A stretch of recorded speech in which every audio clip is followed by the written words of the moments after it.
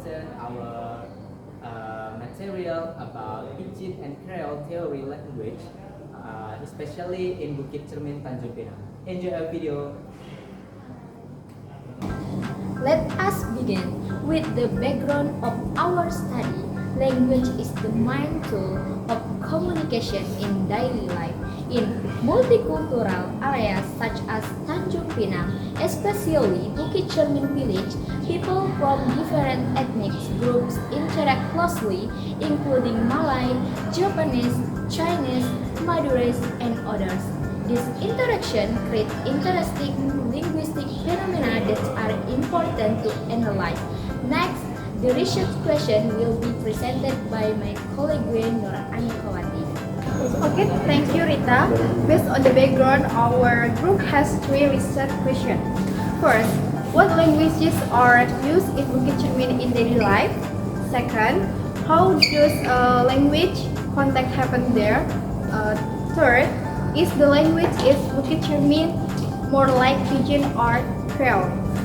Based on this question, the objective of our study are to identify the languages used by the people, explain how language context happens, and analyze it using Pidgin and Creole theory. To analyze these phenomena, we use several basic sociolinguistic theories. Language is not only a tool to express ideas, thoughts, and feelings, but also a cultural identity and a way to maintain social relationships in multilingual societies like Indonesia, especially in Bukit Cermin. People often adjust their language based on the situation and the people they talk to, which creates language contact and unique sociolinguistic phenomena. Now, the theory of Pidgin and Creole will be explained by Melcy. Okay, thank you, Maharani. Pidgin is a simple language used for communication between people with different native language, with no native speaker and simple grammar. In contrast, a Creole develops from a Pidgin over time, becomes a mother tongue, and has a more complete grammatical system. Malay culture also still strongly influences the community social behavior.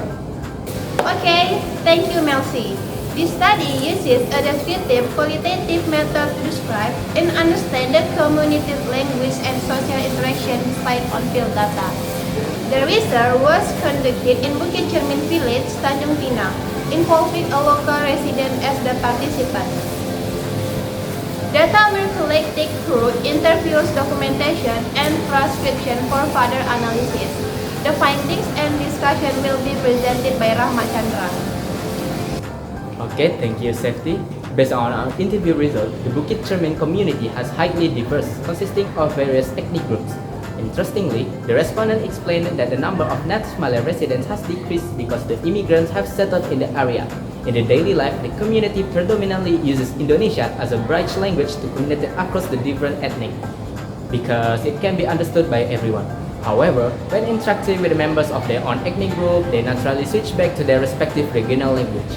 When analyzed through the lens of Pidgin and Creole theory, the language condition in Bukit Cermin is more closely related to Pidgin rather than Creole. This is because Indonesian functions purely as a Franca bridge language. Furthermore, the newly mixed language has developed in the young generation, which is defining requirement with Creole language.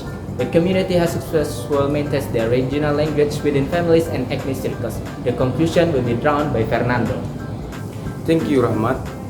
To conclude our presentation, Bukit Cermin is a multilingual community where Indonesian is used for communication among different ethnic groups, while regional languages are maintained as cultural identity. Sociolinguistically, this phenomenon is closely related to Pidgin characteristic because Indonesian function as a bright language without becoming a native language. Thank you. Okay, I think that's it for our presentation. Thank you for watching. See you guys. Bye bye. See you guys.